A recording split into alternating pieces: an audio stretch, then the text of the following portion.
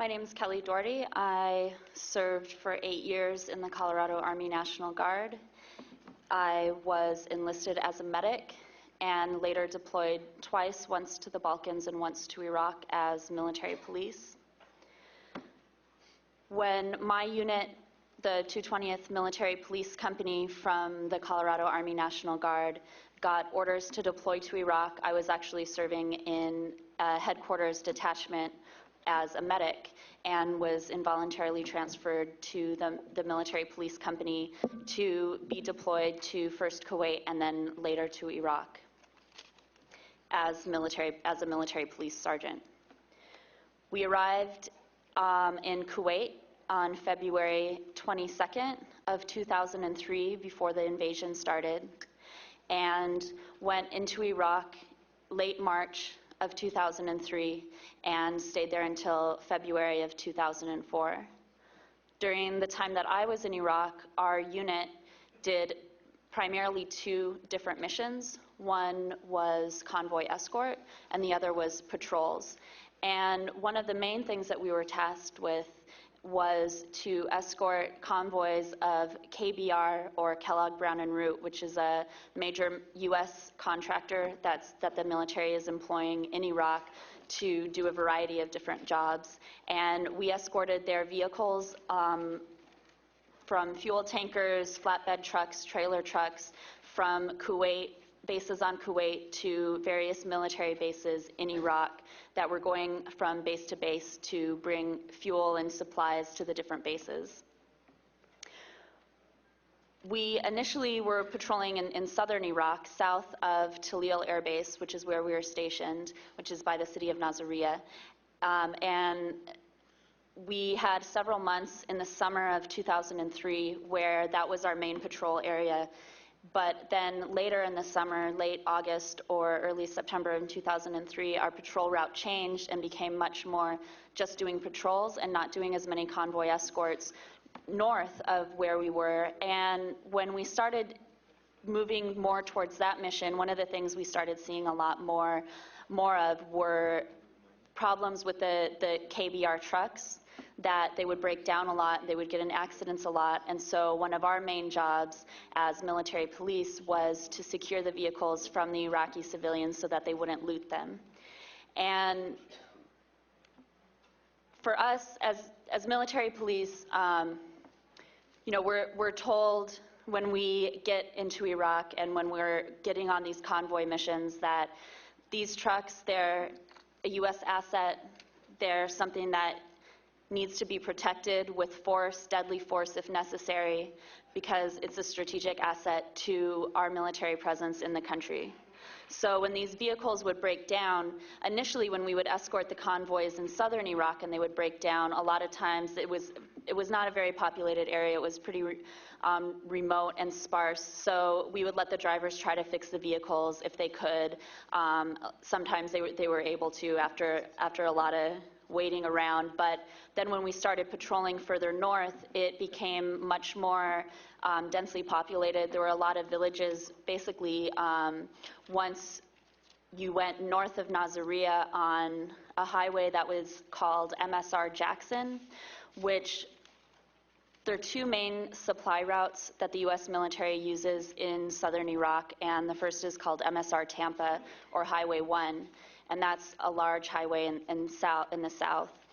But as you go north, many convoys were rerouted to MSR Jackson, which is much smaller. It's a 2-lane road that goes through a lot of villages, a lot of cities, pretty much all the way up to Diwania, which is south of Baghdad, was where all of these convoys would drive on MSR Jackson, and where we were tasked to patrol and to guard the convoys if they would break down or get stuck in the mud or have a traffic accident.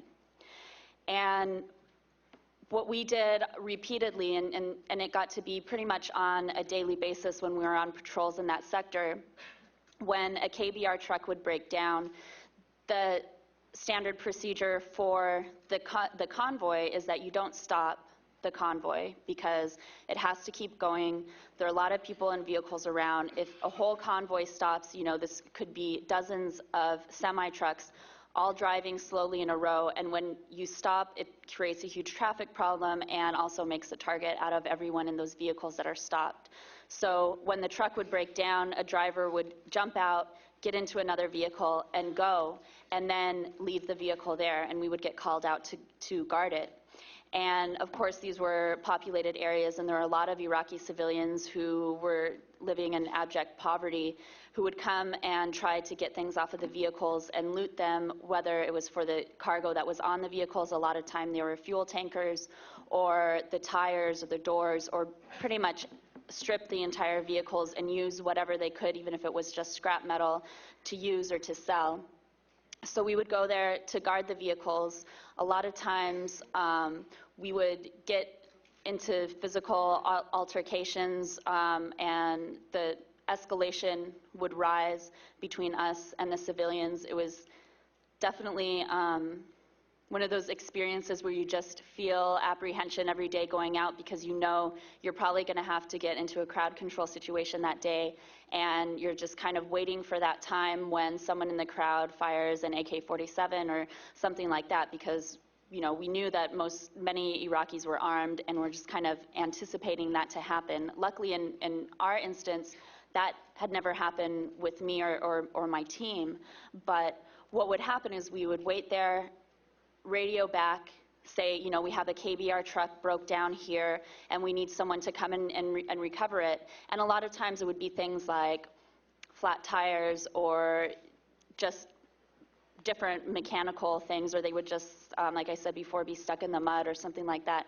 So we would be guarding these against civilians, and the crowds would always get bigger and bigger, and we were trying to keep them back, and we couldn't communicate with them. And then eventually what would happen is we would get a call back on the radio saying, well, they can't get anyone to come out and recover the vehicle, so just leave it. And so we were getting these two very conflicting set of orders. One, this vehicle is a U.S. asset. It's worth protecting, even if it means killing someone else to keep them away from it. And then B, yeah, well, all that stuff we just told you, never mind. Just leave the vehicle, continue with your mission. And that was a pretty much daily occurrence some of the weeks that we were patrolling, specifically in the fall and winter of 2003 and into 2004, where we were abandoning vehicles by KBR contractors on a daily basis. And it was very frustrating for us because we knew the drill, we knew what would happen, we knew we would get called out, have to guard these vehicles, keep the civilians back, and then would just leave them. And many times before we left the vehicles, we would be ordered to destroy them so that the Iraqis couldn't use them or couldn't drive them or couldn't use the stuff that was on them.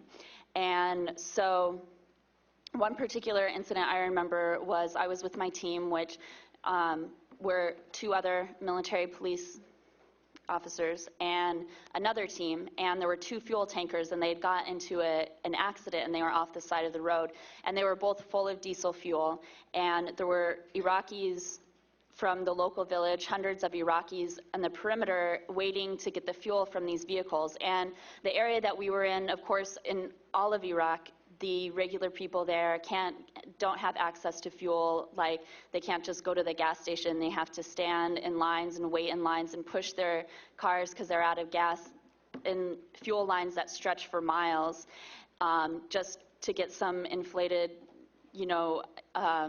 expensive fuel. So here we were with two huge fuel tankers, and at this time, we'd been issued what we call less than lethal ammunition. These are things like rubber bullets and concussion grenades and beanbag shots for the shotgun. So we were there doing crowd control, keeping people back from these fuel tankers.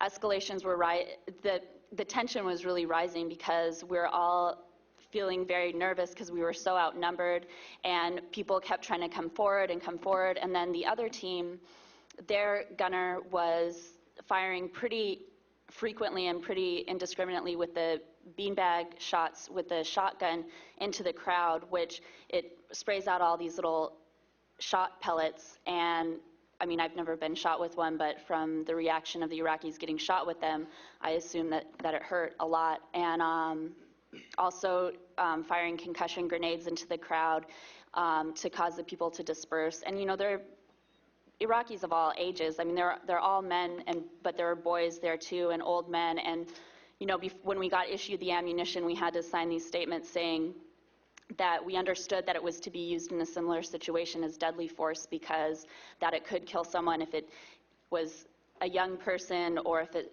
hit someone in the face or things like that. So there was this possibility of death, but you know, it became to be pretty indiscriminate and pretty frequently that we, people in the unit would use this less than lethal ammunition during crowd control. So we were, and you know, those were our orders. We have to keep these people back. And then, so we were, and you know, those were our orders. We have to keep these people back. And then after a few hours of that, we were told, okay, no one's going to come and get them, so destroy the vehicles, which basically, and this happened on more than one occasion, but the specific instance was light the fuel in the tankers on fire so that enough of it burns, so that it just burns away and so the Iraqis can't use it. Fire grenades into the engine blocks of the vehicles to destroy them, to make them unable to be driven anymore. And so here we were burning fuel in front of Iraqi civilians who had to wait for lines miles long just to get a little bit of fuel for their stove or for their vehicles.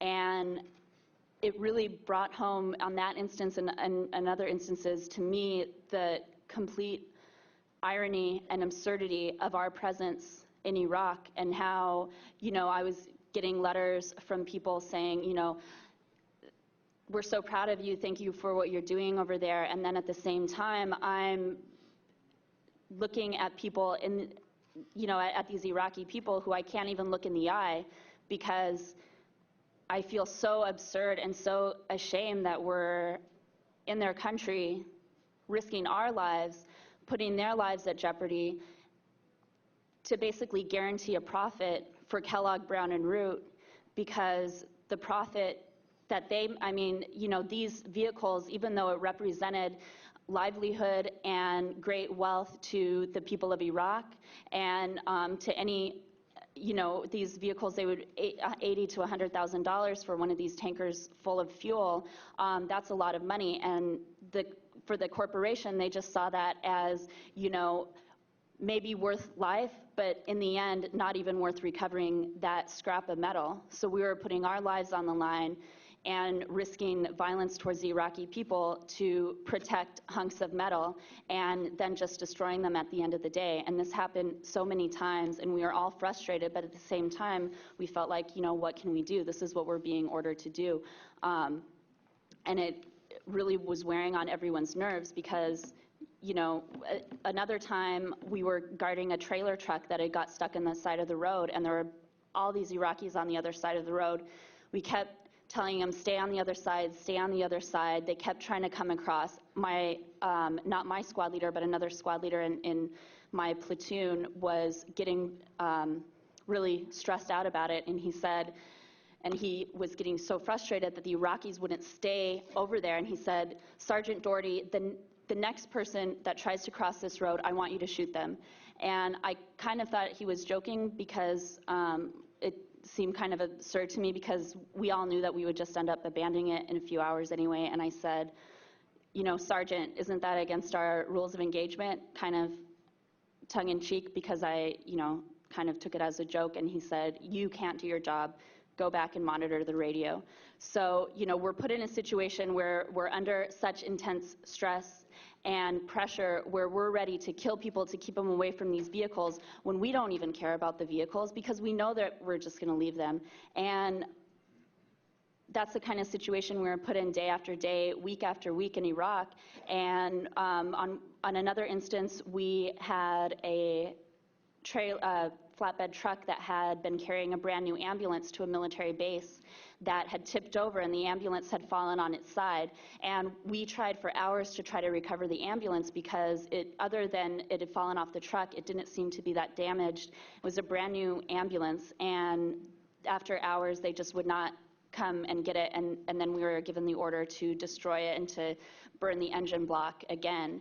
And there were so many Iraqis, all the sheiks and the local leaders from all the villages, because they were interested in, if you can't recover it, we'll find a way to get that out. Because, in Iraq and the area that we were, they didn't have ambulances. If someone got in a traffic accident or got hurt, the person driving by and would pick them up and put them in their car and take them to a doctor. And so we had to burn an ambulance in front of all these Iraqi people who don't even, have a way to get to the hospital or have, doctors to treat them when they get there. Another instance was when we had a trailer truck that had some produce in the back of it, and we were waiting and finally said, okay, just abandon it and burn it. And I remember asking my platoon leader, I said, well, sir, can we let the people come get the food off of it first? And he was like, well, no, Sergeant Dougherty, it's just going to cause too much of a hassle, because then they're all going to have to come here.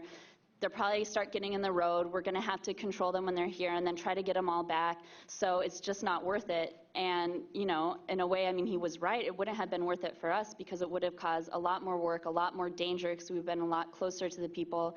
And so in the end, we just ended up burning the produce in front of all of these Iraqis. And at this time, I was acting as the gunner. So I was in the gun turret with the SAW machine gun, pointing it at the people over by the dirt berm at the Iraqis to keep them back so that we could burn food in front of them. And, that doesn't make you, when you're in the military, you want to feel proud and you want to feel good about what you're doing.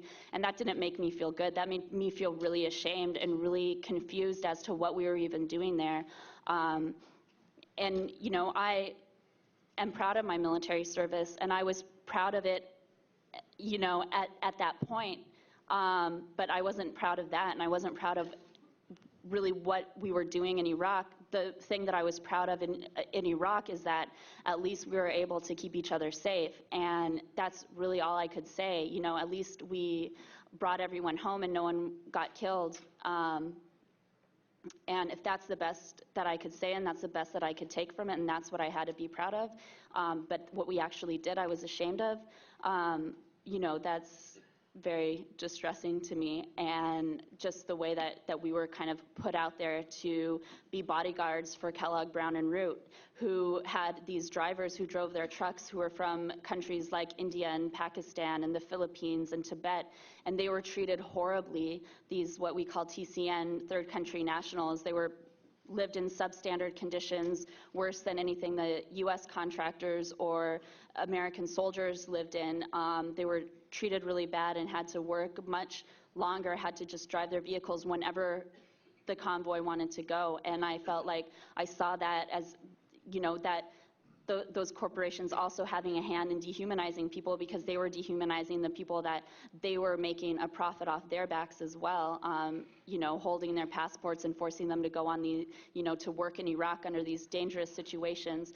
And I think one of the things that stood out to me and that I think about a lot is for every U.S. service member we have in Iraq, we have a contractor, pretty much. It's a pretty even ratio. So when you think about the total occupying force in Iraq, it's not just the U.S. military, it's U.S. corporations that are there on an equal level. And the one other thing I wanted to mention before I wrap it up is that when we were getting ready to leave in February of 2004, we went back to Kuwait to Camp Arif John to get ready to come back to the States, and we were put in these tent cities that were run also by KBR. And the tents, they're canvas tents, and our tents were completely covered with mold on the insides. I don't have pictures here, but I have pictures of the mold in the tents. It was thick, like black mold on these yellow tents where you could see, because there are all these bunk beds set up in there that we were sleeping on, and they're really these horrible rickety bunk beds. So on places where the bunk beds were and the tent sagged down, and so people rubbed against it, there were just lines through this this thick mold, and everyone was getting respiratory infections, and we wanted to sleep outside, but we couldn't sleep outside because we didn't have cots. They only had, the bunk beds, and it was completely unhealthy place to live. It was disgusting. It was this smell that never comes out of your clothes, and now all of this stuff that I have, that I had coming back from Iraq, it all smells like this mold, and this is what they were providing us, was this living condition where we couldn't even, be in the place where we're supposed to live without getting sick because it was so bad. And, that was just, it was just like, suck it up, that's what it is. That's what you're going to have to deal with. And we had to live in those tents for a couple weeks. And I guess it was just very disappointing to see how so much of what's going on in Iraq is really being driven by a profit motive. And the actual human cost of the occupation is totally overlooked and totally insignificant for these corporations and for the government, who is totally supporting this policy of corporate corruption and profiteering off of the backs and the blood of Americans and the Iraqi people. So thank you.